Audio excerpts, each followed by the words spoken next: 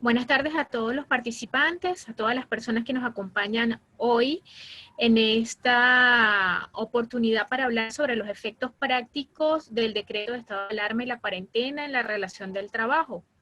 Hoy nos acompaña el profesor Carlos Alberto Enríquez, quien muy amablemente nos explicará sobre este tema. El profesor Carlos es abogado egresado de la Universidad del Zulia. Tiene una especialidad en Derecho Financiero de la Universidad Católica. Además, el profesor es miembro de Lega Abogados desde 2005 y se desempeña como coordinador de litigios en Derecho Laboral. Es experto en negociaciones laborales colectivas e individuales, clima laboral y asuntos laborales sindicales. Cuenta con 35 años de experiencia profesional, destacándose en la industria petrolera y en la administración cambiaria entre 1994 y 1996 y en el ejercicio del derecho laboral. Ha participado en la redacción de diversos proyectos legislativos como la Ley del Gas, ejerció cargos de alta jerarquía en la administración regional del país y tiene una amplia experiencia en la discusión de contratos colectivos en la industria petrolera, de la construcción y farmacéutica. Es profesor en nuestra casa de estudios y experto en la materia en estos momentos. Le enviamos el agradecimiento al profesor Carlos por acompañarlos.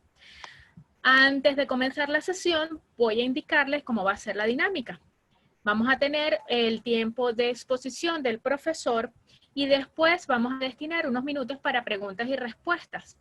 Para ello, ustedes tienen en la barra de herramientas de la plataforma Zoom una sección destinada para hacer las preguntas y respuestas. Sugerimos que sean hechas ahí para nosotros tener un mejor control de las mismas. De igual manera, vamos a estar pendientes del chat, pero sugerimos que las preguntas y respuestas sean principalmente orientadas a la sección de preguntas y respuestas. Profesor, mientras usted saluda, le voy colocando su presentación. Bienvenidos todos. Buenas tardes. La verdad que para mí es un honor pues, que la universidad me haya permitido dirigirme a los colegas, estudiantes y en general al gremio y personas relacionadas, incluso aquellos que sin ser abogados tengan interés en este tema de la materia laboral. Y yo no quiero iniciar sin felicitar a la universidad, a la UCAP, y en especial a la Facultad de Derecho, porque la verdad que ha venido desarrollando toda una actividad durante esta cuarentena, donde está este aislamiento social, y ellos nos han permitido a muchos de nosotros que ese aislamiento no sea tan duro y además mantenernos actualizados con todo lo que es la normativa y movimientos jurídicos que está generando y que va a generar esta situación tan inédita y excepcional que estamos viviendo.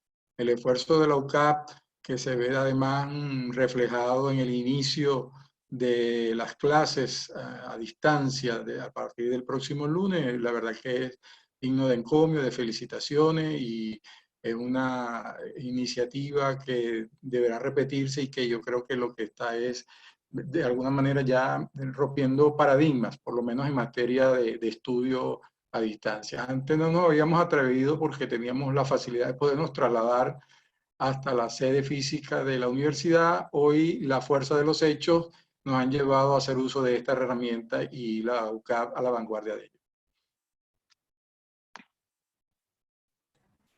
Profesor, hace un momento, como al parecer puede que su ancho de banda esté un poco bajo, le sugiero que elimine el video por un momento mientras estemos pasando la presentación para que no haya problema y usted pueda comunicarse mejor con todos nosotros. Ya le voy a compartir la pantalla para que usted pueda comenzar.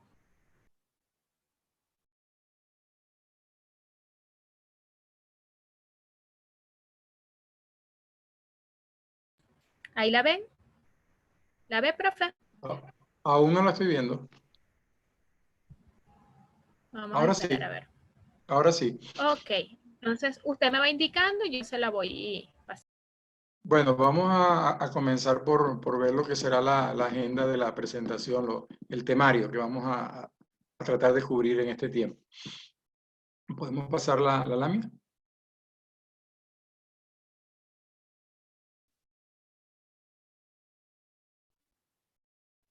Bien.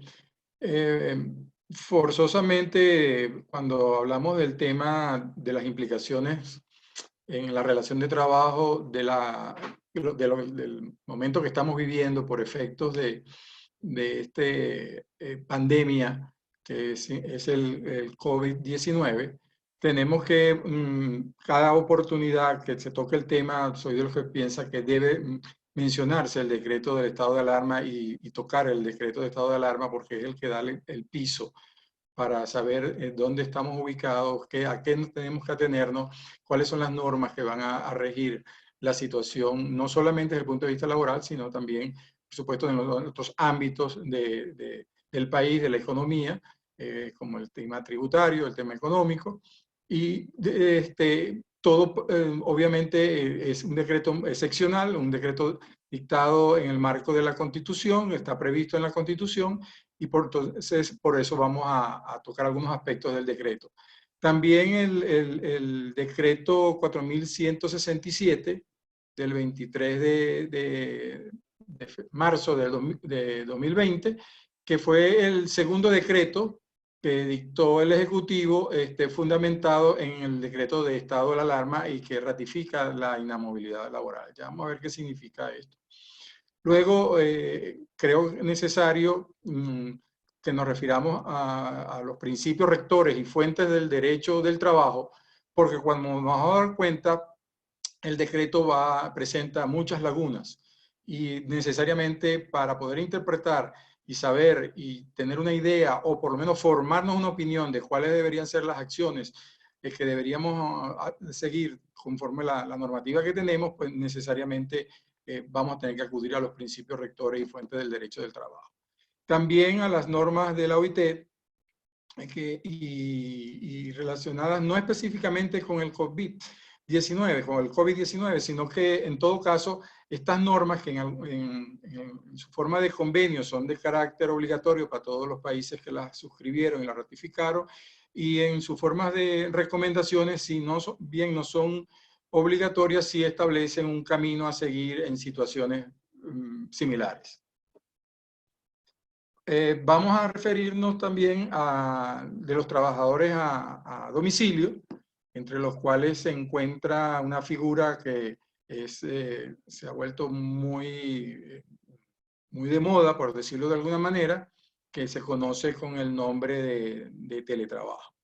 Y por último, vamos a tocar un aspecto que definitivamente lo considero de vital importancia para las empresas, como es la Ley Orgánica de Prevención, Condiciones y Medio Ambiente del Trabajo, la LOCSIMAD, porque si estamos frente a una pandemia, como es el COVID-19, con unos efectos en la salud e incluso en la posibilidad, eventualmente en la vida de las personas, obviamente que si queremos hablar de continuar con el funcionamiento de las empresas, de los centros de trabajo, forzosamente la Ley Orgánica de Prevención de Condiciones y Medio Ambiente del Trabajo tiene que estar presente en la actividad. Bien, podemos comenzar con el decreto entonces de alarma. Bien, el decreto, los aspectos que quiero resaltar para los efectos de este coloquio, establece una responsabilidad individual por el cumplimiento de todas las medidas que se tomen en el marco del decreto de estado de alarma. Y esta responsabilidad, aunque no establece expresamente cuáles serían las consecuencias de ese incumplimiento, creo que en los últimos días hemos estado observando la intervención del Ejecutivo Nacional, bien a través directamente del presidente de la República, o bien a través de sus ministros o de los encargados de coordinar todo lo que es el sistema de prevención establecido a raíz del COVID-19, donde ya se empiezan a hacer señalamientos y se empieza a hablar de responsabilidades. No sabemos hasta dónde podrán llegar estas consecuencias, pero sí llama la atención y tenemos que tomarlo en cuenta, como por ejemplo, ante el hecho de haberse detectado el contagio en una empresa de seguridad que presta seguridad personal, se hizo alusión a este hecho, pero más que a la circunstancia de las personas o de los trabajadores que se contagiaron con el virus, ha hecho mucho énfasis el Ejecutivo en que era una empresa de seguridad que le presta servicio a una empresa de alimentos. Y habla de responsabilidad de la empresa de alimentos por lo que ha sucedido con este personal. También más recientemente, hoy casualmente, antes de comenzar esta conferencia, escuchamos al ministro Rodríguez cómo en su intervención hizo alusión en varias oportunidades a la responsabilidad o irresponsabilidad por parte del, según él, el propietario de una academia de béisbol en el estado de Nueva Esparta, que generó que en el estado de Nueva Esparta hoy por hoy sea el estado con el mayor número de personas contagiadas. Y varias veces, sin dar su nombre, lo tildó de irresponsable y también habló incluso de revisar las responsabilidades a que hubiera lugar, las sanciones a que hubiera lugar. Entonces, es muy importante que cualquier empleador, cualquier persona, cualquier trabajador, porque la responsabilidad está tanto para las personas naturales como para las personas jurídicas, tengan en cuenta que el decreto establece esa responsabilidad individual por el incumplimiento de la normativa. El otro aspecto a resaltar es que el decreto declara la emergencia permanente en el sistema de salud y precisamente la declara para poder tomar todas las medidas necesarias administrativas y relacionadas con la salud para tratar de paliar, de enfrentar la situación generada por la pandemia, del contagio y de resguardar la salud y la vida de las personas. En otro artículo, si la memoria no me falla, el artículo 7, señala que el presidente de la República, por decreto separado, establecerá restricciones a la circulación de las personas y de los vehículos. Este aspecto es muy importante considerarlo porque tiene que ver mucho con lo que ya la Academia de Ciencias Políticas y Sociales del país ha señalado sobre el nivel de inseguridad jurídica que tiene este decreto y sobre todo, incluyendo en el aspecto laboral, que ya lo vamos a hacer referencia y eso, a ese tema, e incluso al tema de la inconstitucionalidad del mismo decreto por la forma como ha sido dictado y las delegaciones que allí se han hecho, así como el no establecer o el exceder o el prever la toma de decisiones sin determinar si estas son verdaderamente estrictamente necesarias para lo que enfrentar la situación de alarma que estamos viviendo. Entonces, el tema, ustedes deben haber, se deben haber dado cuenta por la publicación en las gacetas oficiales de algunas alcaldías, de algunas gobernaciones y también por las redes sociales, en que muchos estados, muchas alcaldías del país han establecido restricciones a la circulación de las personas y a la circulación de los vehículos. El municipio de Chacao es uno de ellos, y puedo seguir enumerando. Y llamo la atención sobre este tema porque de acuerdo con el decreto, estas restricciones deberían ser establecidas en un decreto dictado por el Ejecutivo Nacional y no por las alcaldías y las gobernaciones.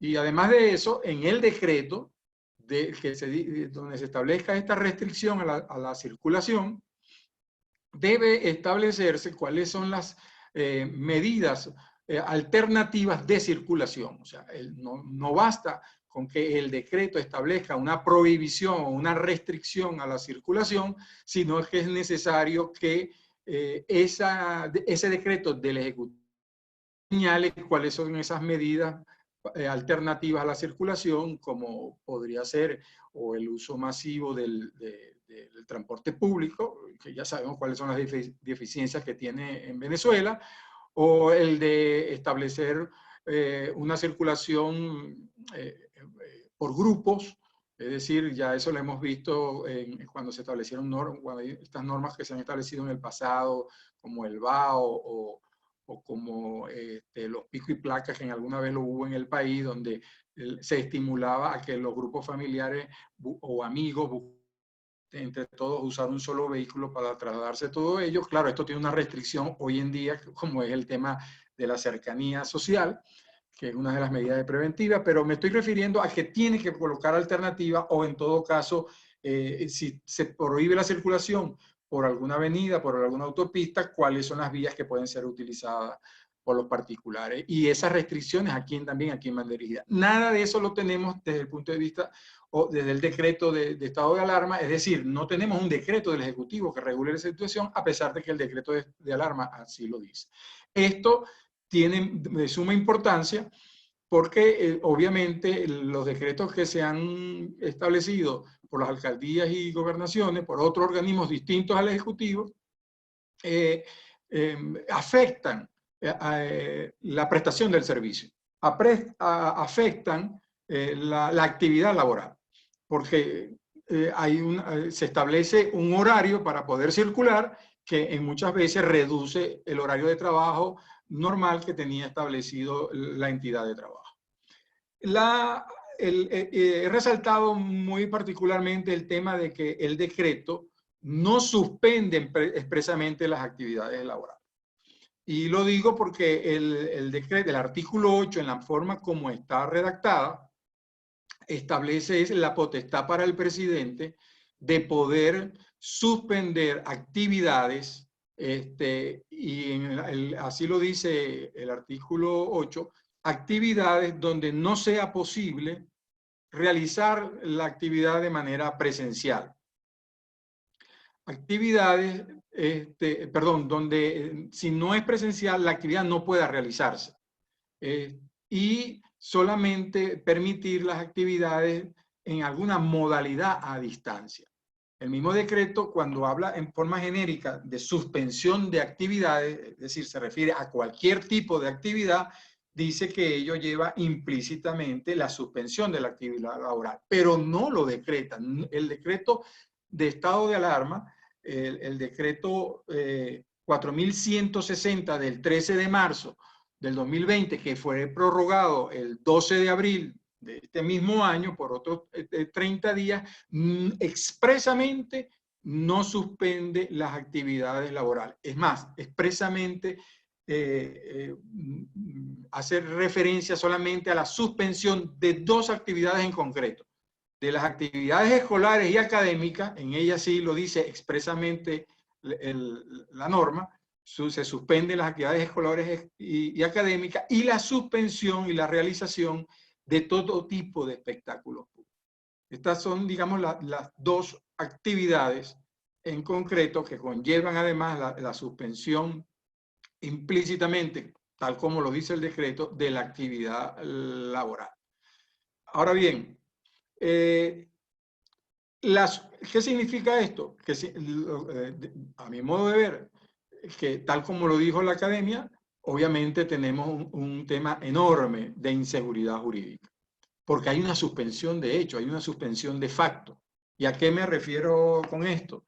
Que el presidente de la República y los demás miembros del Ejecutivo Nacional, pues han divulgado por los medios masivos, redes sociales, televisión, y radio y todo lo que son las redes sociales que hoy día conocemos, la suspensión o la cuarentena social y la prohibición de actividades. Mas, sin embargo, esto no se ha traducido en una ley positiva, una ley como la conocemos, una ley como lo establece la Constitución, cumpliendo, o un decreto, en todo caso también cumpliendo con lo que establecido en la Constitución y las leyes respectivas, e incluso violando la propia Constitución que me dice, que dice, establece en el 215 que toda ley es promulgada y se le pone y comienza a ser efectiva a partir de su publicación en la Gaceta Oficial. El Código Civil lo dice también, lo establece expresamente, que toda ley entra en vigencia al momento de su publicación o en los días siguientes que se haya señalado en el decreto. Pues bien, el Ejecutivo no ha cumplido con esta obligación y entonces tenemos una situación totalmente irregular. Estos de hecho, como es la cuarentena, la prohibición o la recomendación de no salir de la casa, de mantenernos aislados socialmente y tener detenidas las actividades de carácter laboral, más sin embargo, esto no está regulado en ningún decreto o ley expresamente dictado por el Ejecutivo Nacional o Asamblea Nacional o por cualquier organismo competente al efecto. Esta forma de actuar del Ejecutivo no es extraña. Ya en el pasado ha procedido de similar manera. Y así podemos hacer referencia, por ejemplo, a los aumentos del salario mínimo de noviembre del 2018, al aumento del cestatique socialista de diciembre del mismo año, así como el aumento del salario mínimo en enero del 2019 y del cestatique también de enero de 2019. En ninguna de esas oportunidades que fueron decretados los aumentos de salario mínimo aparecieron publicados en Gaceta Oficial. Pero no es lo único hecho. También en el 2018, el Ejecutivo, a raíz de haber elevado el salario mínimo a un valor que no podía ser en ese instante cubierto por la mayoría de las empresas, o por lo menos por la pequeña y mediana industria, estableció un subsidio al salario mínimo, en el cual el Ejecutivo daba la diferencia entre el salario mínimo anterior y el nuevo salario mínimo, a los efectos de que poder cubrir por el espacio de 90 días las empresas esa obligación para la cual no estaban preparadas. Allí tampoco se dictó ningún decreto. Simplemente se fueron a las páginas del Ejecutivo, una específicamente algo como Institución Patria o La Patria, y allí las empresas que pudieron ingresar tuvieron que cumplir con una serie de requisitos, como el suministrar sus nóminas de personal para hacerse acreedor o tener derecho a este subsidio. Pues eso tampoco fue publicado. Y la última referencia a la cual podemos hacer mención de esta circunstancia tan especial, tan particular que tiene el gobierno nacional de legislar o de emitir normas, es el hecho de cuando se decretó como día de asueto el viernes 21 de marzo, si no me equivoco, perdón, el viernes 21 de febrero, que se decretó día de asueto por carnaval. Allí ya sabemos que el carnaval son lunes y martes, pues el Ejecutivo, si bien es cierto que nadie le discute el uso de sus facultades para decretar un día de asueto, por lo menos tenía que haber cumplido con los deberes formales como es su publicación en Gaceta Oficial para dar seguridad del alcance de la norma. Entonces, de manera que lo que podemos decir es que lo que estamos viendo es una repetición de actos anteriores. Es una manera muy particular que tiene o que hemos visto en los últimos años. Podemos ir avanzando con respecto a la siguiente lámina. Bien, en el marco del decreto de estado de alarma, se han dictado, que conozca, por lo menos por el Ejecutivo, 3 decretos en concreto. Si hay más, si han surgido otros, por favor, me disculpan que no maneje la información. En todo caso, uno de los decretos más importantes y que está referido directamente al tema que nos atañe esta tarde es el decreto 4167 del 23 de marzo de este año.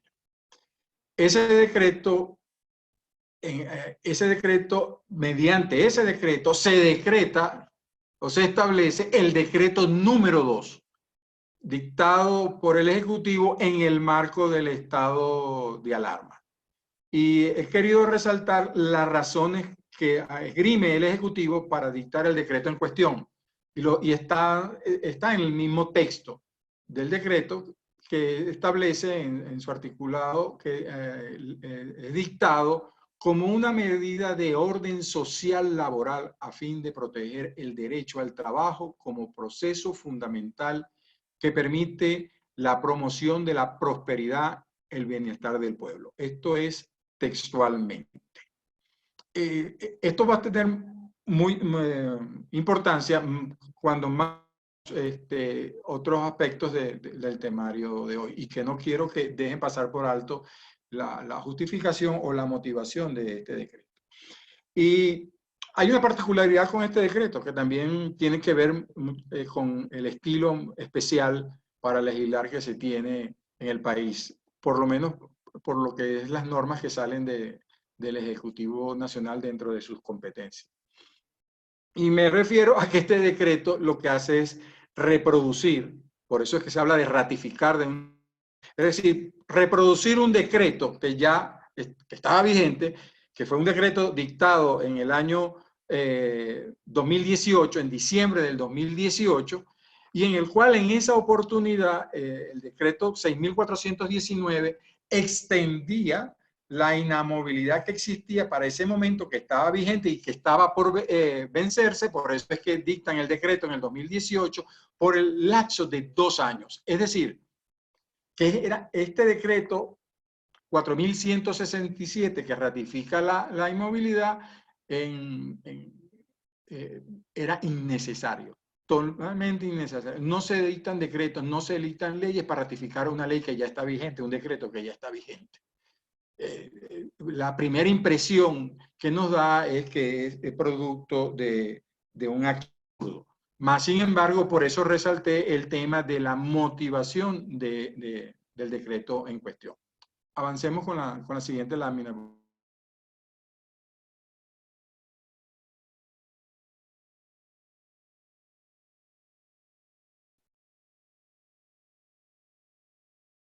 Ok. Bien. Yo quisiera señalar antes de entrar en el tema de los principios y la fuente del derecho, que el Ejecutivo, entre los otros decretos que ha señalado, está el referido a la protección, por medio del cual se dictan medidas de protección económica. Este decreto va dirigido al mundo empresarial, fundamentalmente a la pequeña y mediana industria, y se dictan allí unas medidas en el decreto que tienen como finalidad resguardar la actividad económica, proteger a la empresa de lo que son las medidas que se están tomando a raíz de la pandemia. No quisiera entrar a discutir si las medidas son verdaderamente efectivas o no, si han estado instrumentadas, porque en ellas, entre otras cosas, hablan de los préstamos que debe hacer la banca, pero como no es el tema, lo que sí señalo es que ha sido uno de los pocos decretos que el Ejecutivo ha dictado en el marco del decreto de el estado de alarma. Y el otro decreto que se dictó, que es el referido, que es el decreto número 3, el de los medios de protección económica, fue el decreto número 2. El decreto número 3 es el referido a la protección de los arrendatarios de vivienda principal y de inmuebles de uso comercial. en el cual, de conformidad con ese decreto, se suspendía cualquier acción de desalojo generado por la falta de pago de los cánones de arrendamiento, e incluso se difería o se difiere por 6 meses el pago de los cánones el canon de arrendamiento. Muy específicamente, el decreto se refiere a dos grupos de personas en particular, que son los que tienen arrendado inmuebles como vivienda principal y los que tienen arrendado inmuebles para uso comercial. Pues bien, todo esto, ¿a qué viene? Y quiero ahora entrar en la parte de los principios rectores y fuentes del derecho del trabajo. Hemos dicho que el decreto establece una enorme inseguridad jurídica en materia laboral porque no indica, no señala, no establece, no regula los efectos económicos que tiene una suspensión de la actividad laboral.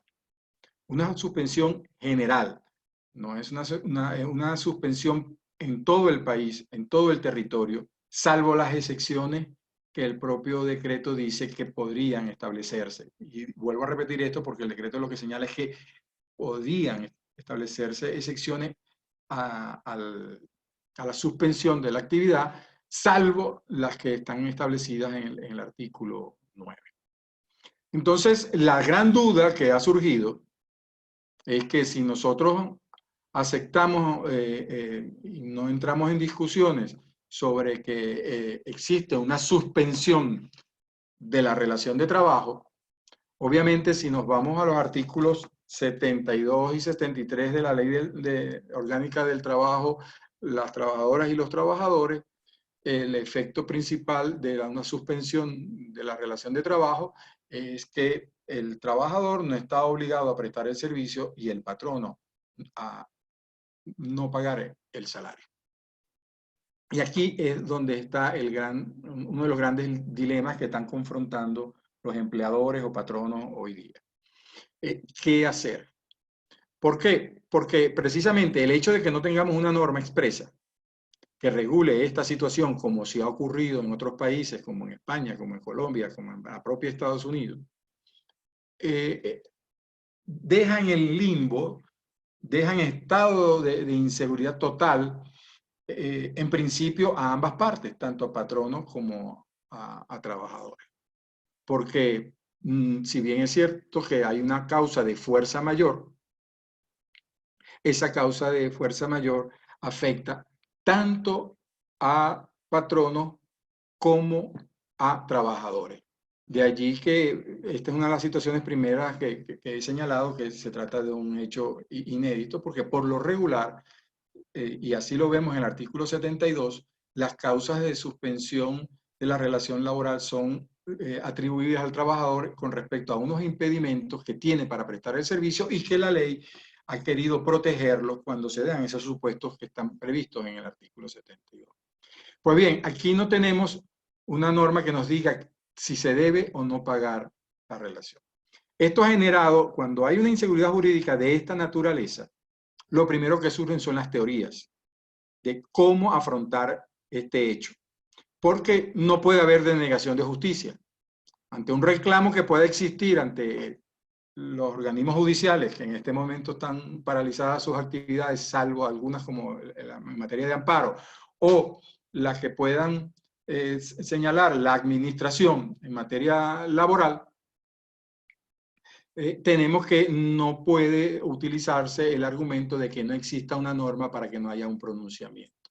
La ley nos dice, la ley común, el Código Civil, nos señala cómo debe ser interpretada la norma, qué hacer cuando hay duda, y en ello debemos acudir precisamente a los principios rectores, a las fuentes del derecho del trabajo, a la interpretación de la norma en su redacción, al alcance que tiene, a lo que quiso ser, a cuál era el querer del legislador en ese momento. Algunos me dirán o se preguntarán, ¿cómo voy a interpretar una norma que no existe? Obviamente eso no es posible, pero sí existe un decreto de estado de alarma y sí existe una ley orgánica del trabajo, los trabajadores y las trabajadoras que tiene que ser interpretada, que es la herramienta jurídica que va a ser utilizada para pronunciarse al respecto. Y tenemos que tomar en cuenta que en la nueva forma como vemos el derecho, la manera como está estructurada nuestra Constitución, hoy el día incluso a los jueces,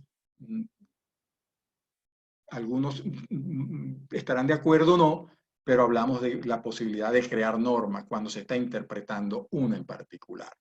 Y así hemos visto como la Sala Constitucional y la Sala de Casación Social han terminado estableciendo algo distinto a lo que de la redacción de la normativa se pueda inferir. Bien, entonces tenemos una tesis que nos habla de que hay una suspensión de la relación de trabajo, que esa suspensión de la relación de trabajo está fundamentada en el propio decreto, porque se trata de un decreto de alarma, se habla de unas situaciones excepcionales, se habla de una situación de riesgo a la salud y a la vida de todos los venezolanos, no de un sector particular, y es una situación de fuerza mayor que el mismo decreto establece o se deriva en la suspensión de la actividad. Y que como consecuencia entonces de esa suspensión, el patrono puede o está facultado, con la ley, a dejar de pagar el salario. E incluso a dejar de pagar el beneficio de alimentación previsto en lo que se conoce como el cestatique socialista, ya que de conformidad con el articulado de la ley en cuestión, si bien se señala que cuando el hecho es imputable no es imputable al trabajador, el no poder prestar el servicio, igualito recibirá el cestatique cuando es la interpretación que se ha dado cuando la misma ley establece que, salvo que la propia empresa no pueda estar en posibilidad de prestar servicio o de estar operativa. Y por lo tanto, entonces podría dejar de pagar el cestatique. Y con esto, entonces, parece solucionarse el problema y las empresas, los patronos, los empleadores, el título que le podamos dar, estarían protegidas, no necesitarían acudir a la administración para solicitar autorización para la suspensión y ni siquiera sería necesario establecer acuerdo con los trabajadores. Es una interpretación que yo la considero válida independientemente que podamos estar o no de acuerdo con ella, porque al fin y al cabo se trata que no tengo nada que me diga cómo debo regular esa situación. Y como los afectados son ambas partes, entonces pareciera pues, y que además hay impedimentos reales, fácticos, como el hecho de la prohibición de la circulación, el hecho de la prohibición de reuniones o de aglomeraciones, el hecho de que se ha hablado de suspensión de actividades por parte del Ejecutivo, el propio decreto, entonces estarían ahí dadas las condiciones para que hablemos de suspensión con el efecto de el trabajador no prestar el servicio y el patrono suspender el pago. Por supuesto, esta tesis también sostiene efectivamente que el resto de los efectos de la suspensión tendrían que aplicarse, como es pagar todos aquellos beneficios previstos en la convención colectiva o en los aportes a la seguridad social. Y lo que nos señala el artículo 73, que está obligado a mantener el patrono en caso de suspensión. Ahora bien,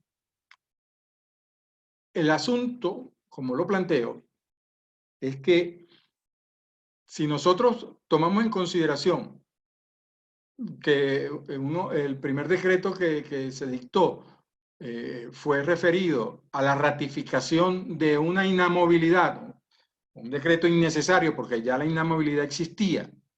Si nosotros consideramos que el otro decreto que se ha dictado el Ejecutivo es el referido a estas medidas económicas de protección a la empresa, en las cuales nada se menciona que entre esas medidas esté, por ejemplo, la suspensión de los tributos municipales o los tributos nacionales, o la paralización o suspensión de los aportes para fiscales en materia laboral, o similares, sino simplemente la posibilidad del acceso al crédito o el manejo de los préstamos con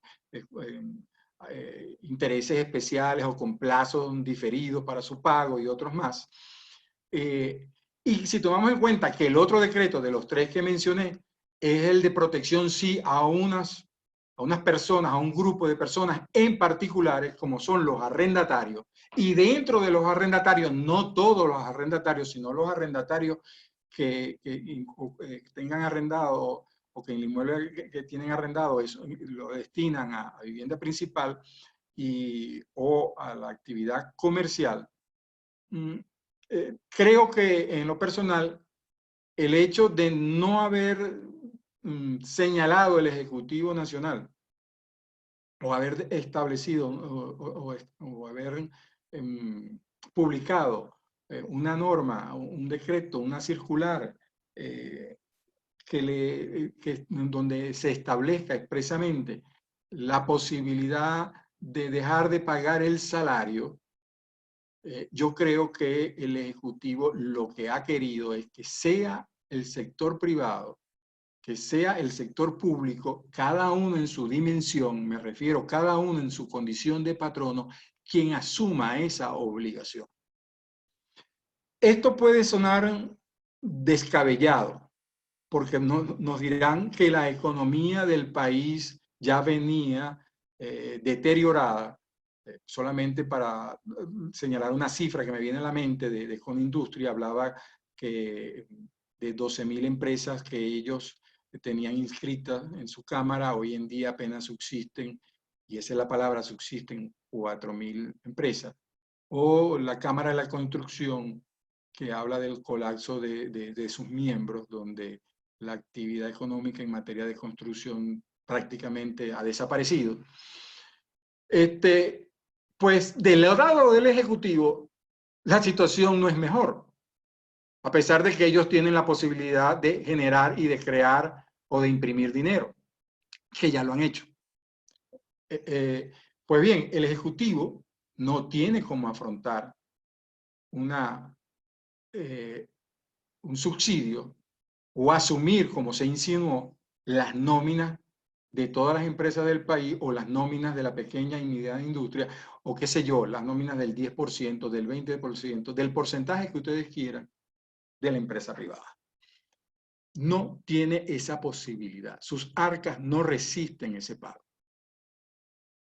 Por eso es que incluso en este momento nosotros estamos escuchando decir al Ejecutivo que ha establecido el bono quédate en tu casa, que en principio señaló que iba a ser para simplemente los que tuvieran el carnet de la patria, con lo cual establecía una discriminación social. Y sin embargo, después dijo que lo extendía a la pequeña y mediana industria. Y últimamente ha señalado que también lo iría a extender a los trabajadores independientes. Bien, este bono son 450.000 bolívares. Hoy en día, en el sector privado, para no decir imposible, es muy difícil conseguir a alguien que gane 450.000 bolívares. De hecho, el salario mínimo es menor a 450.000 bolívares, porque eso que se llama salario integral, o que lo llama el Ejecutivo salario integral, sabemos que no es que hay una parte que no es salario, porque se corresponde al cestatic. En todo caso es un ingreso integral, pero no el salario es menos, son 250.000 bolívares. Y ese salario con ese salario no lo tiene hoy en día, no lo devenga el trabajador venezolano, en su mayoritariamente. Pero este decreto este anuncio de este bono incluso tiene otra particularidad, que igual que el bono anterior del 2018, el subsidio del 2018 al cual me referí, tampoco aparece en Gaceta Oficial, ni se sabe cuál es el alcance del mismo, tiene una particularidad que lo diferencia del 2018. En el 2018, La circular, el instructivo que generó el Ejecutivo, decía expresamente que ese era salario, que era una diferencia de salario entre el salario mínimo anterior y el salario nuevo establecido por el Ejecutivo Nacional. Por lo tanto, tenía que ser considerado a todos los efectos de los pasivos y beneficios laborales. Este bono no se ha dicho nada al respecto. Se le ha llamado complemento salarial. Pues bien, o se ha señalado que es un complemento salarial. En doctrina, o parte de la doctrina, cuando habla de complemento salarial, dice que el complemento salarial no puede ser a su vez salario.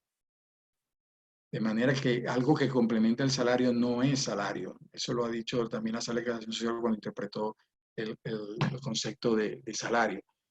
De tal manera que yo no creo que pueda entenderse que ese bono quédate en casa es parte del salario y que igual que en el 2018 el empresario pagaría la diferencia del salario que pueda estar devengando, porque además tendría que inferirlo, tendría que adivinarlo, porque ni siquiera cuando ustedes entran al portal de la patria, que creo que así se llama, dice algo al respecto de cuál es el efecto de dicho bono, ni por cuánto tiempo se entregará, porque se entregó hasta el 15 de abril. No sabemos si eso se va a extender más allá, a diferencia del 2018, que sí habló de que era un subsidio salarial que se iba a entender, o un subsidio a los patronos para el pago del salario que se iba a extender por 90 días. Entonces, como lo que tenemos es un decreto que no ha suspendido la relación de trabajo, sino que señala que el Ejecutivo lo podría hacer,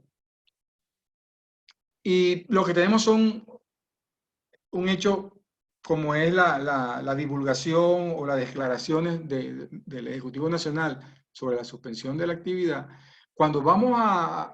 creo que cuando hay que analizar cuál es el alcance de si verdad o no está en la obligación el patrono de pagar, aunque haya una suspensión de la relación laboral, de pagar el salario, aunque no haya prestación del servicio, pues tenemos que acudir a los principios rectores y fuentes del derecho del trabajo. Y allí tenemos entonces el indubio pro operario, la nulidad de los actos contrarios a la Constitución, incluso los actos del patrono contrarios a la Constitución, la aplicación de los tratados y pagos y de pactos y convenios internacionales suscritos y ratificados por la República en la medida que sean más favorables a los trabajadores que la legislación interna. Y definitivamente sabemos entonces que,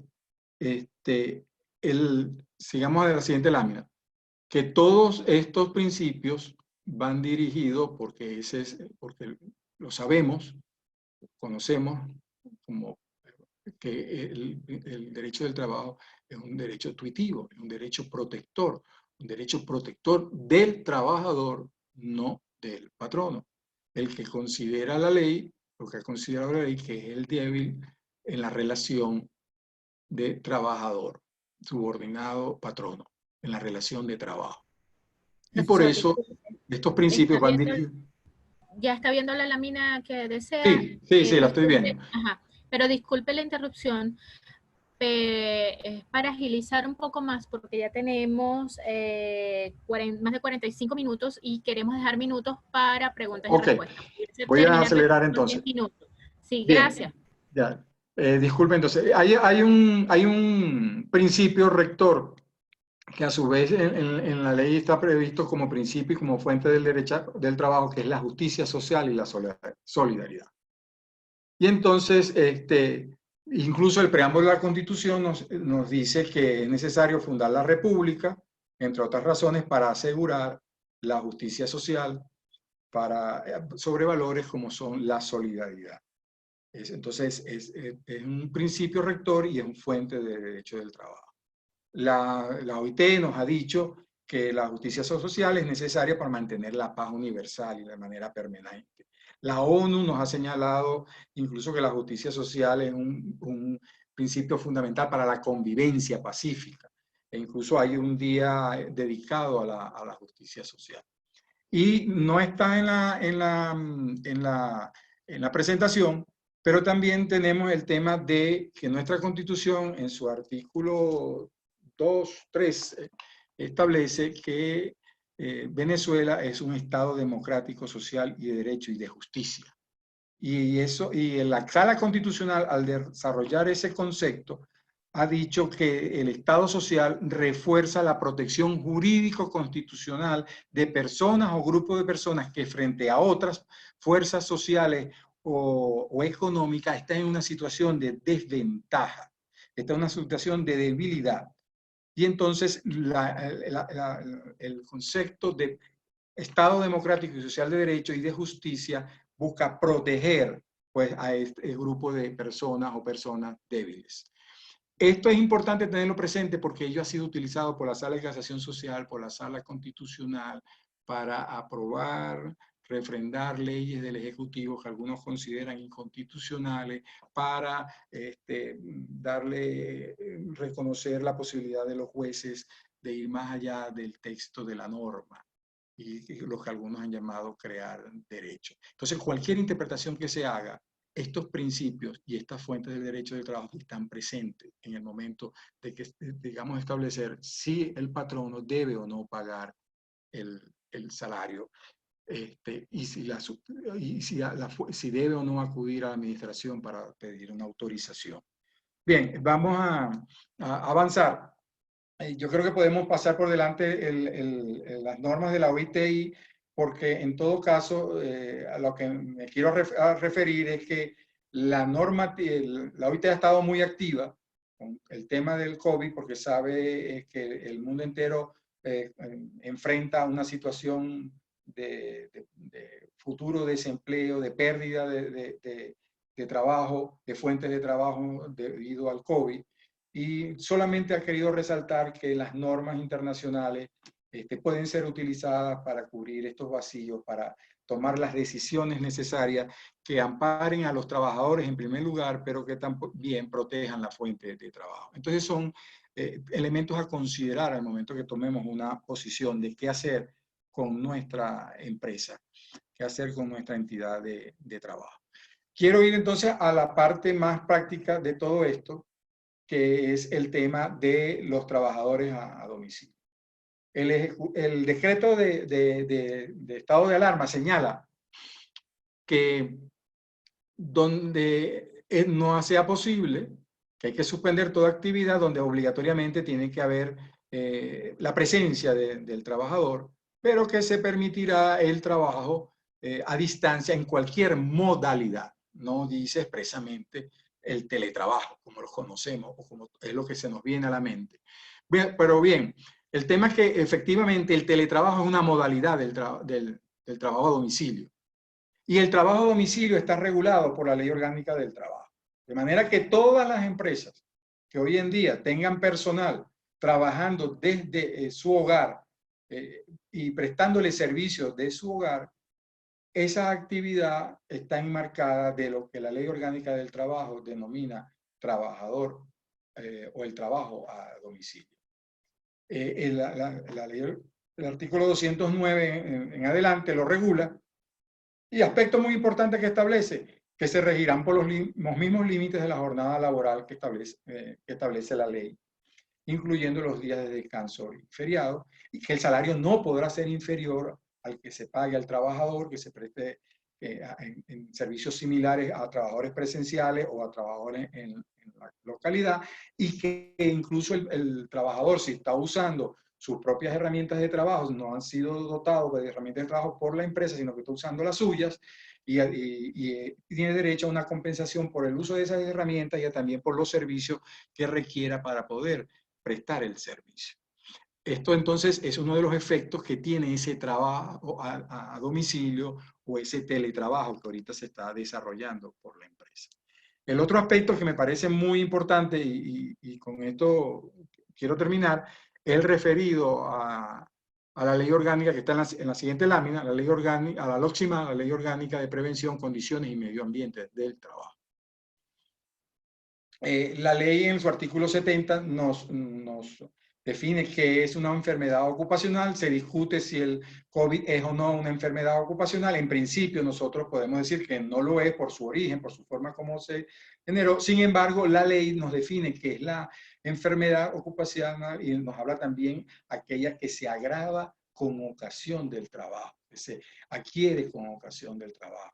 Y la OIT en estas normas, en estos boletines que ha sacado, ha señalado que el COVID-2000 fíjese bien, podría ser considerada una enfermedad ocupacional en la medida que sea adquirida por prestar ese servicio y que las condiciones de higiene y seguridad en la empresa no haya sido la generadora de que él adquiriera esa enfermedad o por no tomar las medidas de prevención. Sin embargo, siempre deja el condicionante al producto. Bien, y la ley de la LOCSIMAD me establece unas obligaciones para los empleadores, como son las de tomar esas medidas necesarias para garantizar la salud, la estabilidad, la salud mental y física del trabajador. Tiene que tomar todas las medidas de higiene en el sitio de trabajo, tiene que informar al comité, al trabajador y al comité de salud y seguridad de cualquier riesgo que merite la actividad que va a desarrollar el trabajador y hacerlo previo al trabajo. Pero hay algo muy particular también, que incluso la ley orgánica, la LOCSIMAD, la ley orgánica de prevención, condiciones y medios del trabajo, también incluye dentro del ámbito de su aplicación los trabajadores a domicilio. De manera que el trabajo a domicilio, los trabajadores a través de la figura del teletrabajo también estarían amparados por la LOCSIMAD. Hay toda una serie de implicaciones prácticas de esto que acabo de señalar, no solamente en LOCSIMAD, sino por supuesto en otras materias como las materias de horario de trabajo, salario, que también tienen que ver con el tema de esta suspensión muy particular que hemos dado, muy excepcional, muy inédita que tenemos en el país, que tiene el mundo en general. La diferencia, el problema lo tiene el mundo entero, lo tienen todos los países del mundo. El 81% de los trabajadores, según la OIT del mundo, están afectados por un tema de suspensión de la relación total o parcial. La circunstancia es cómo cada país lo ha manejado y allí es donde tenemos que ubicar cómo ha sido manejado este tema en Venezuela. Bien, con esto finalizo y pido disculpas por haberme extendido. No se preocupe, profesor. Es para dar Sí. oportunidad a las preguntas. Voy a dejar esta última lámina porque ya nos están haciendo preguntas y comentarios en el chat y preguntas en la sección de preguntas y respuestas. La primera pregunta, profesor, dice, en el sector alimentario, específicamente en el transporte de alimentos, donde se emiten guías que deben cumplir estrictamente la ruta ya especificada, ¿cómo se tomaría el caso de utilizar vías alternativas? Bien, antes del tema de las vías alternativas, tenemos que señalar que ese transporte tiene que, para el transporte de esos alimentos hay que tomar todas las medidas de prevención de salud y seguridad. Es decir, garantizarle tanto a los que vayan a recibir los alimentos, bien sean establecimientos, si es al por mayor, personas, lo que fuere, como a los transportistas. Pero en cuanto a las rutas, la pregunta, no sé si viene por el tema de los accidentes en itinere, que están regulados en la LOCSIMAD. Porque si no fuese así, obviamente, si hay una restricción de tránsito y la ruta por la cual transita normalmente ese vehículo no es posible acceder a ello, no es posible utilizarlo, y las normas, bien sean de la alcaldía, de la ejecutivo, lo que fuere, me desvían la ruta del vehículo, bueno, el primer efecto, independientemente del tema laboral, es que no hay otra alternativa que tomar esa ruta para poder cumplir con el servicio. Pero desde el punto de vista laboral, yo pienso que igualito, si ocurriera un accidente, podría también ser considerado como un accidente en itinere, aunque no sea la ruta habitual para ese transporte, porque existen unas razones que escapan al trabajador, al transportista, para poder utilizarla. Y esas medidas fueron tomadas por un órgano competente, un órgano público competente, en las cuales él tiene forzosamente que acatar. Entonces, no se trata de un desvío por distracción, no se trata de un desvío por capricho, se trata de un desvío en todo caso, también estaría dentro de esa fuerza mayor. No sé si ese es el ánimo de la pregunta porque la ubico en ese contexto. Profesor, otra pregunta. Cuando la empresa tiene contrato colectivo, las cláusulas de bonificaciones no salariales, como por ejemplo por años de servicio en suspensión laboral, ¿es obligante continuar con su pago? En principio, el artículo 73 me dice que sí, que cuando hay suspensión de la relación de trabajo, el patrono debe cumplir con una serie de obligaciones que están expresamente establecidas en el artículo y entre las cuales precisamente se encuentra el tema de lo que son los cumplimientos de las obligaciones previstas en la convención colectiva. Más sin embargo, estamos en una circunstancia muy especial, muy particular, porque obviamente tenemos empresas que están trabajando a medias, otras están suspendidas totalmente la actividad, y hay grupos de trabajadores en una empresa que están prestando servicio, otros grupos que no lo están. Y si hay una convención colectiva, por defecto hay un sindicato. Yo creo que aquí procede entonces la negociación entre el patrono y el sindicato para poder relajar algunas de las normas que estaban establecidas en la convención colectiva. Yo creo que eso procede, solo que hay que dejarlo documentado, que efectivamente se ha llegado a un acuerdo de esta naturaleza, justificarlo precisamente en el tema excepcional que estamos viviendo, justificarlo en las condiciones limitantes que se tiene para prestar el servicio, y creo que esa sería una manera en la cual podría llegarse a condiciones como de ese tipo de cláusula, dejarse de pagar o pagar en menor porcentaje. Una próxima pregunta. El decreto 4167 establece e insiste que en caso que la autoridad administrativa laboral ordene el reenganche, el patrono no podrá pedir la nulidad del acto administrativo hasta tanto no se ejecute el reenganche. Esto viola el artículo 26 de la Constitución, principio de la tutela judicial efectiva, y que ya ha sido determinada en sentencias del TCJ. La participante quiere su opinión al respecto. Bueno, a ver, el decreto lo que hace es reproducir lo que ya durante años viene el Ejecutivo señalando y lo que textualmente dice la ley, porque la ley cuando al revisar el procedimiento de reenganche, la ley expresamente señala que no se puede pedir, no se puede intentar el recurso de nulidad del acto administrativo si no se ha cumplido con el reenganche. Esto ya ha sido resuelto efectivamente por la Sala de Casación Social y ha señalado que no puede haber una denegación de justicia, que tiene que, en primer lugar, admitirse la demanda, porque antes no se admitía la demanda por parte de los tribunales laborales, y el pronunciamiento de la sala es que tiene que admitirse la demanda, aunque después tenga que cumplir con el requisito de el cumplimiento o de la verificación de este hecho.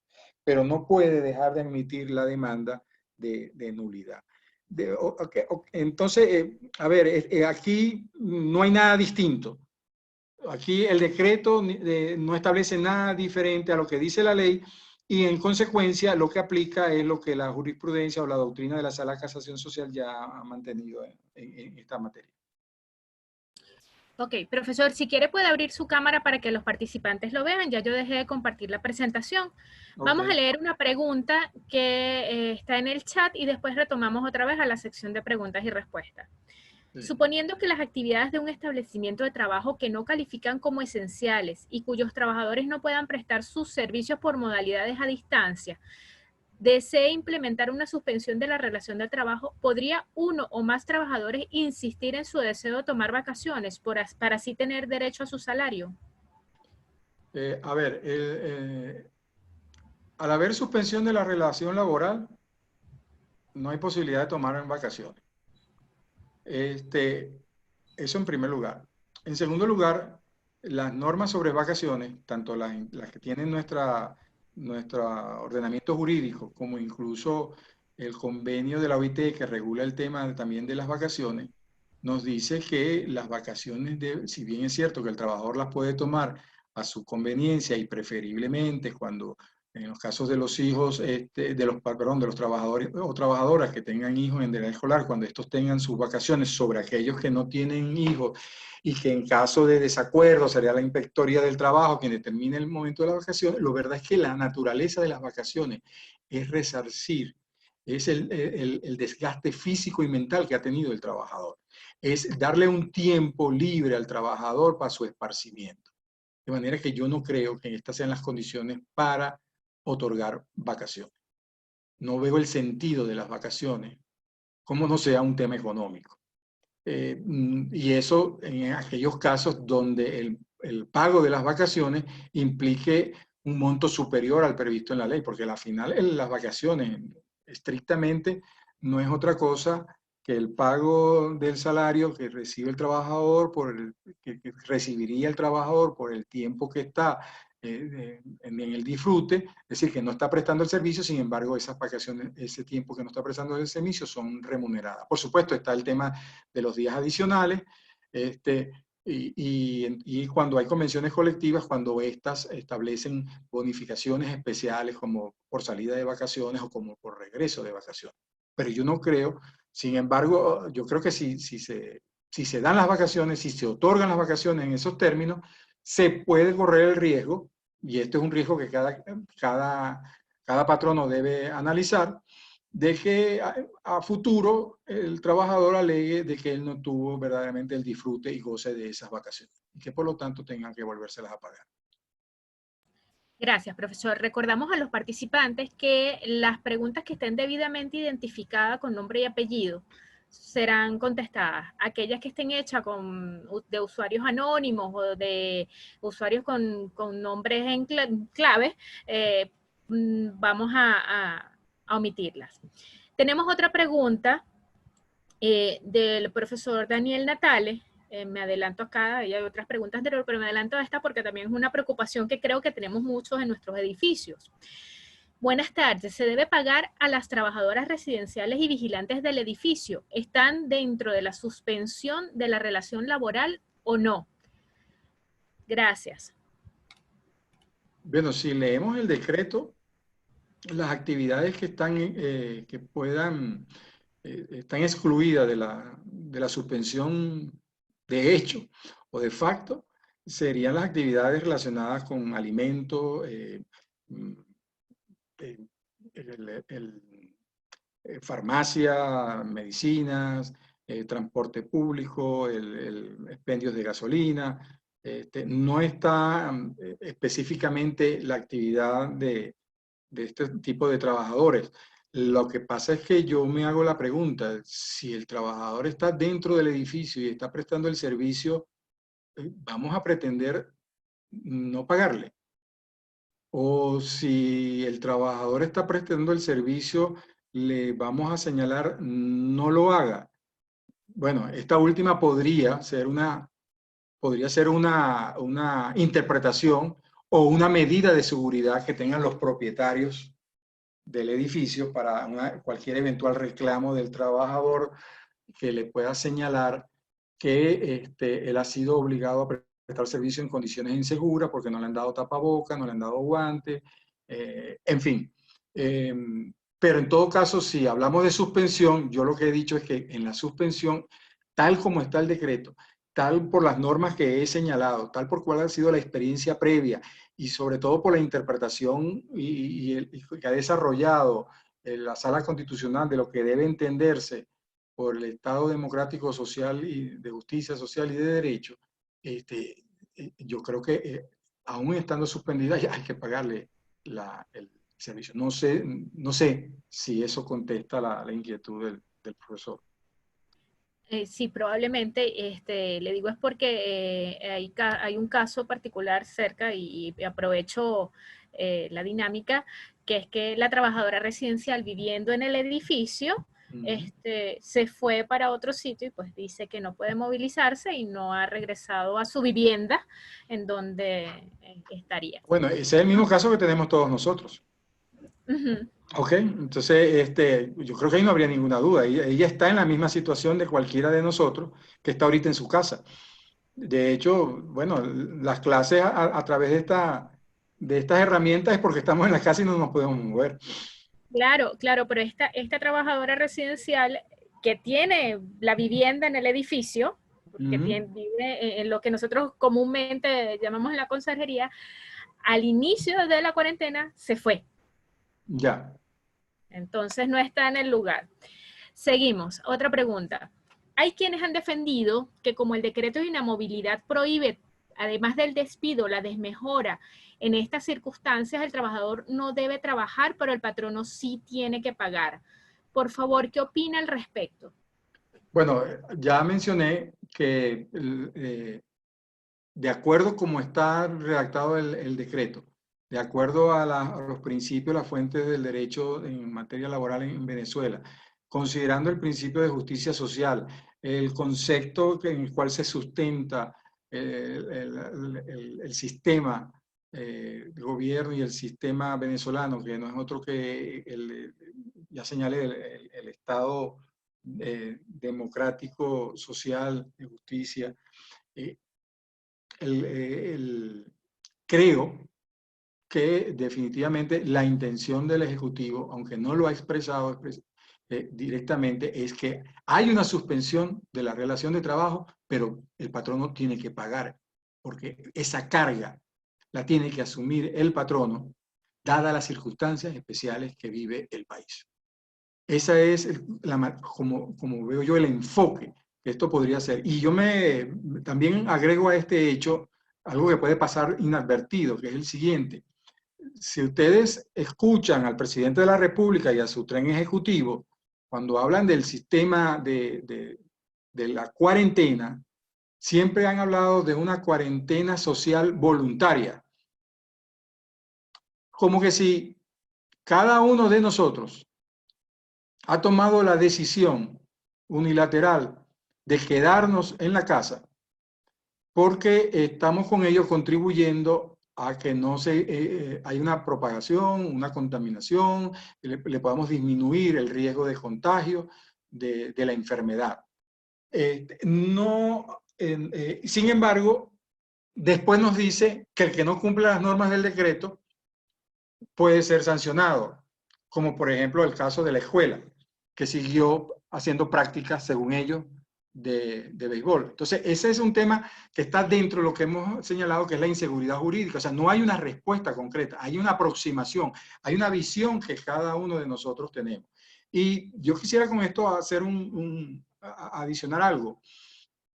Imaginémonos por un momento, imaginémonos por un instante, que todo el empresariado venezolano, todos los patrones del país, salvo aquellos que estén prestando servicio y estén generando ingresos porque están dentro de las actividades que puedan desarrollarse, como es la distribución de alimentos, para poner un ejemplo, o la red de salud, o el tema de las medicinas. Supongamos que el resto de la actividad que esté paralizada, los patronos en este momento digan, no se paga salario, no se paga cesta ticket, voy a disminuir todos los beneficios de la convención colectiva porque voy a salvar la empresa.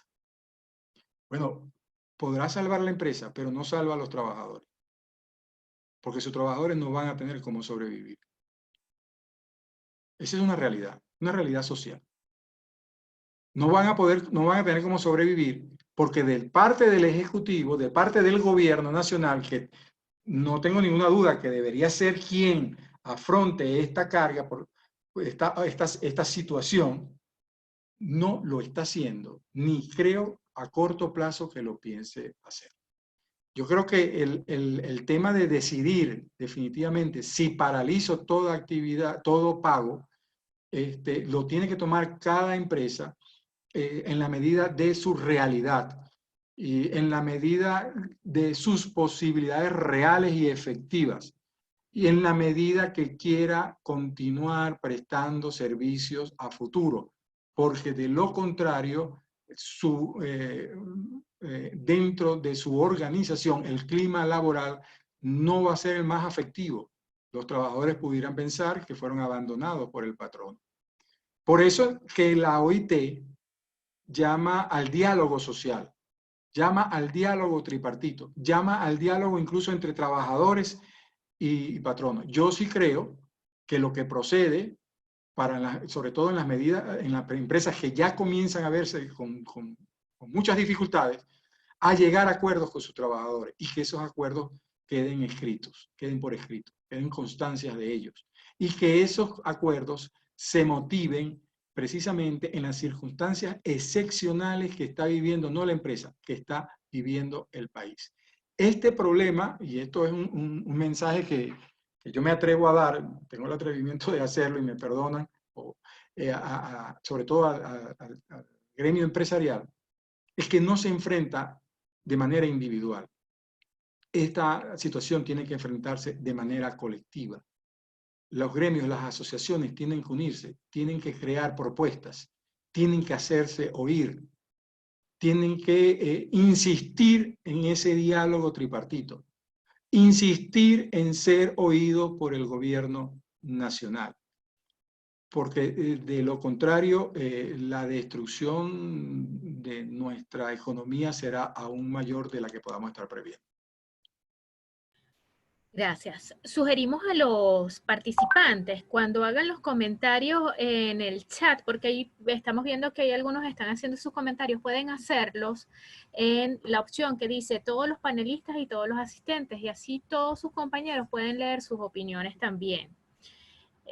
Porque algunos están contestando a las preguntas de otros, pero lo están haciendo solo a los panelistas y lo estamos viendo nosotros también. Ustedes pueden compartirlo también con los compañeros. Profesor, este tema es interesante porque hay muchísimas preguntas. Obviamente es lo que veníamos hablando, hay muchísimas preguntas, sobre todo con el tema del salario, con el tema de la asistencia, con el tema de la suspensión laboral. Voy a escoger algunas preguntas porque ya nos queda poco tiempo, pero vamos a tratar de responder la mayor cantidad. Tocando el punto del salario, se ha hablado de empresas que deban cumplir el decreto y en consecuencia aplicar una suspensión laboral a sus trabajadores. ¿Qué sucede con aquellas entidades de trabajo o patronos que deseen seguir pagando el salario y luego, por el cese de actividades prolongadas, aún no puedan continuar pagando? Y esto podríamos complementar otra pregunta que puede estar relacionada. ¿El patrono podría pagar una indemnización sustitutiva del salario como punto de equilibrio? Bien, el pagar el salario completo, no hay ningún tipo de restricción legal para ello. Las normas de la Ley Orgánica del Trabajo y los trabajadores, las trabajadoras, son normas mínimas. Es decir, es el mínimo al cual tiene derecho un trabajador. En materia salarial, la ley establece que el salario es convenido. El único salario que es obligatorio en cuanto a su monto es el salario mínimo. Eso significa que por encima del salario mínimo o pagar el salario, el patrón no tiene la libertad de hacerlo, porque obviamente no está perjudicando al trabajador, lo está beneficiando. Entonces, allí no hay ningún tipo de restricción. Ahora, como decía hace un momento, ¿qué pasa con el patrono que viene pagando su salario, pero llega un instante que ya su flujo de caja, su situación económica, como se ha alargado el tema de la suspensión, y si hacemos un caso de lo que escuchamos hoy al ministro Rodríguez, no tendría nada de raro que esta suspensión sea por otros 30 días, ya esa posibilidad de afrontar el pago del salario no vaya a ser posible. Bien, la ley orgánica, la ley laboral, la ley del trabajo, me da una salida que es el 148, que establece que cuando hay un problema serio de carácter económico, de fuerza mayor, que está en riesgo la fuente de trabajo, se puede acudir a la Inspectoría del Trabajo para que con su mediación se logren acuerdos. Y esos acuerdos están los de la suspensión de la relación del trabajo, lo de disminuir los beneficios, algunos tipos de beneficios laborales, colocarle un mínimo, establecer ese tipo de bonificaciones. Algunos han dicho que esto en la práctica no es posible. Bueno, yo me voy a retirar un poquito de la práctica para que tengan conciencia de esta situación. Las inspectorías del trabajo, igual que organismos como el INSACEL y otros organismos de la administración pública, están trabajando, están funcionando. A media máquina, con un horario restringido, con menos personal, pero están atendiendo al público. Si la Inspectoría del Trabajo no le va a dar curso a esta solicitud, solamente me la va a recibir a mí como patrono y no le va a dar curso porque esa no es la línea que le está bajando el ministerio, yo diría que el primer intento hay que hacerlo. Y no hay que hacerlo unilateralmente por parte del patrono. Por eso hablo del diálogo. Hay que ir acompañado de una representación de los trabajadores. Como para colocarle presión a ese funcionario y como para que él entienda que esta es una situación excepcional que debe ser atendida por el Ministerio del Trabajo. Y si en el peor de los casos esta solicitud no es atendida, yo creo que hay situaciones de hecho que superan lo que pueda decir la norma, que la norma no tiene alcance para manejar, lo que la norma se hace inútil. Bueno, si definitivamente el funcionario hace caso omiso, no procede, la situación es tan precaria que hay un deterioro inminente de esa fuente de trabajo, insisto, yo creo que patrono y trabajador, en el ejercicio de la voluntad que ellos tienen, de la voluntad de las partes, a través del diálogo, te pueden establecer condiciones de esa suspensión, condiciones especiales para que cubra el momento, para que cubra las circunstancias, que después podían surgir reclamos y la viabilidad de esos reclamos, el riesgo de que mayor o menor de que procedan, eso también tendrá que ver con las circunstancias especiales, políticas y sociales que estemos viviendo en el momento que sea levantada la cuarentena. En el momento que volvamos a restablecer el trabajo en la forma como lo conocíamos, aunque creo que definitivamente la pandemia va a cambiar mucho, incluso el tema cómo enfrentamos el trabajo. Profe, efectivamente, la pandemia nos va a cambiar mucho la forma de relacionarnos y el trabajo obviamente va a ser uno de los más afectados. Quedaron muchas preguntas abiertas porque, como ya sabemos, es un tema bastante álgido y que nos preocupa mucho en este instante. Por cuestiones de tiempo, pues ya debemos ir cerrando, pero yo voy a compartir de nuevo mi pantalla en donde aparecen sus datos de contacto para aquellas personas en las que no fueron respondidas sus preguntas, puedan escribirle y se puedan comunicar con usted por esa vía. Ya va. Creo que... Bueno, estoy a las completas órdenes de los participantes. Yo solamente quiero, tal vez, no sé si es hay un cierre o hay alguna otra intervención, porque quisiera hacer No, algunas no, precisiones. si quiere, mientras comparto la pantalla, Okay. usted Sí. puede cerrar. Bien, yo quiero insistir en que cuando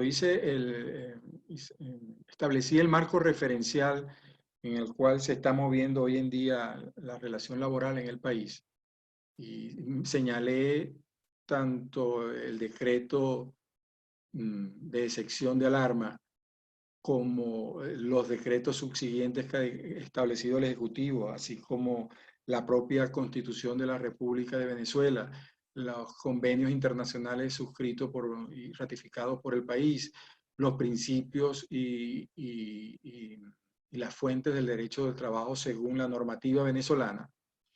Lo hago porque tenemos forzosamente, ante cualquier análisis que hagamos, tener conciencia que estamos ante una situación inédita.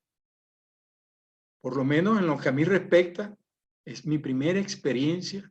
No sé si otros la han vivido, no sé en qué siglo, porque creo que algo parecido a esto solamente en Venezuela había ocurrido en 1918, con la llamada gripe española.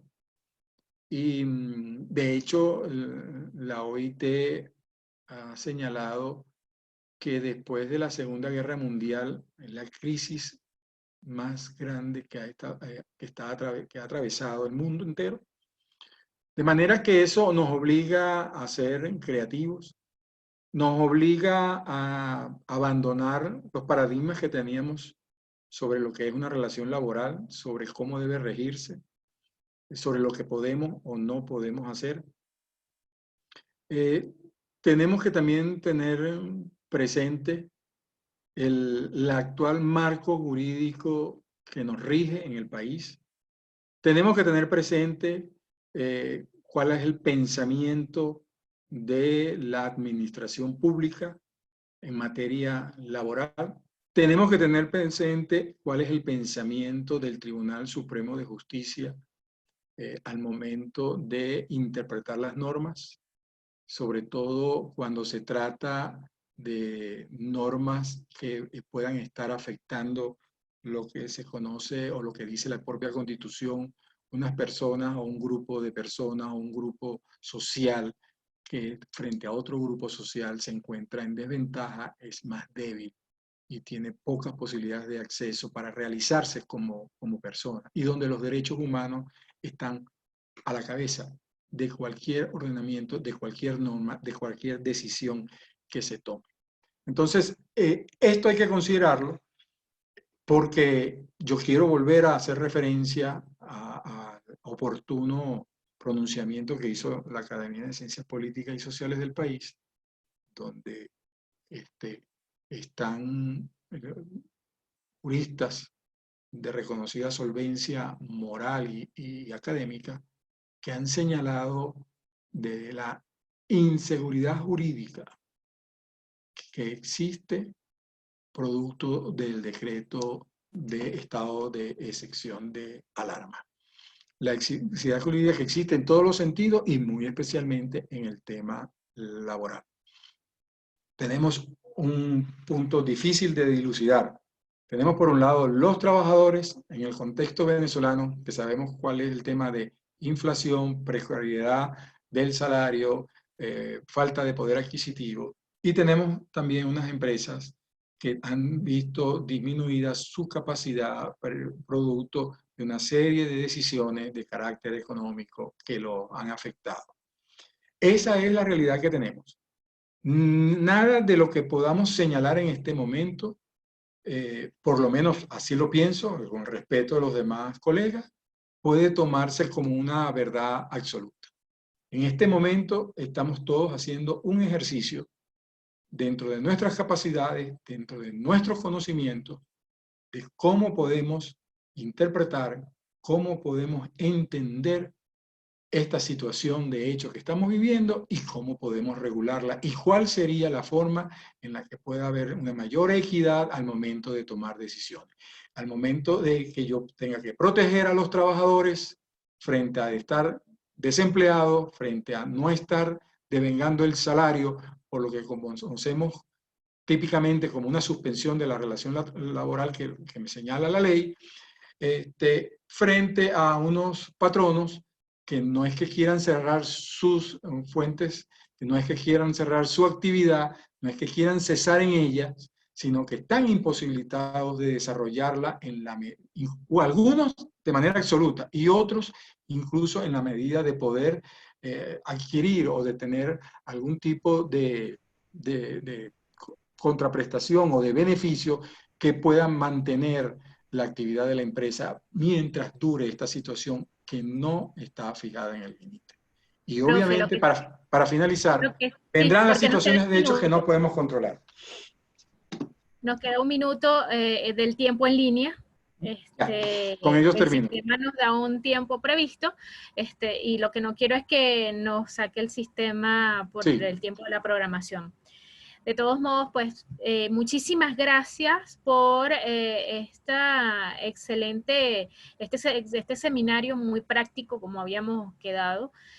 Hay muchísimas preguntas, la gente tiene preguntas, ya tienen sus datos para que le puedan escribir. Agradecemos a todos los presentes a estos seminarios. Estamos haciendo un ciclo de seminarios desde el inicio de la cuarentena. La Facultad de Derecho ha estado haciendo actividades permanente en diferentes materias, pues, y tenemos programadas para las próximas semanas, también tenemos unas muy interesantes. Profesor, lo invitamos a una próxima oportunidad que nos pueda acompañar y podamos hablar a medida que va evolucionando esta situación, porque creo que nos quedan días y vamos a ir Sí. viendo problemas que se van a ir generando precisamente de esta situación totalmente nueva para todos nosotros. Sí. Bueno, Bueno, muchas muchísimas gracias y gracias. muchas gracias a los espectadores por su paciencia, de escucharme. Agradecido. Esta grabación va a estar colgada en el canal de YouTube de la Escuela de Derecho de la UCAP Caracas. De todos modos, ustedes lo pueden buscar por YouTube, Escuela de Derecho UCAP-CSS, y ahí encontrarán los videos de lo que hemos hecho. Muchísimas gracias a todos y feliz tarde. Cuídense. Cuídense. Gracias, profe. Ya voy a cerrarle entonces la reunión.